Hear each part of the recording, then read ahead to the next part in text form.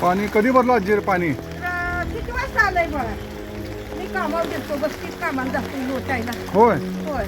बर. मग पूर्वी पाणी म्हटलंय म्हणजे कोण जाते बघ. सात किती वाजता आले?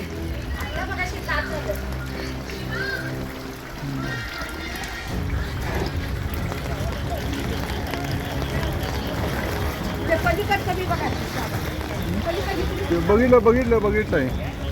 पाठवतो काळजी करू नका.